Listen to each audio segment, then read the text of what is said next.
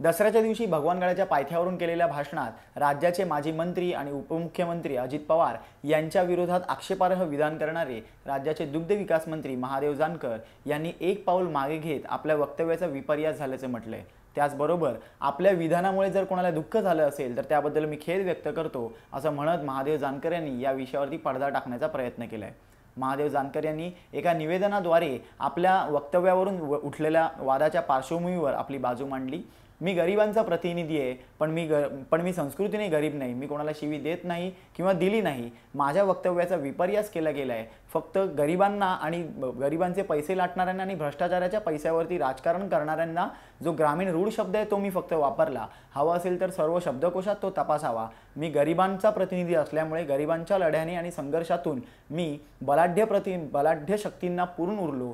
हे केवळ गरिबांमधील वावरामुळे आणि आतापर्यंतच्या भ्रष्टाचार विरुद्धच्या लढ्यामुळे शक्य झालंय असं म्हणत महादेव जानकर यांनी आपली बाजू मांडली आहे। त्यासोबतच महादेव जानकर यांच्या विधानानुसार माझ्या विधानामुळे जर कोणाला दुःख झालं असेल तर त्याबद्दल मी खेद व्यक्त करतो। माझ्या विधानाचा चुकीचा अर्थ लावून वक्तव्याचा विपर्यास केला गेला आणि त्यामुळे जर महाराष्ट्रातील लोकांचं मन हे कलुषित झालं असेल तर त्याबद्दल मला खेद आहे असं म्हणत त्यांनी या विषयावरती पडदा टाकण्याचा प्रयत्न केलाय।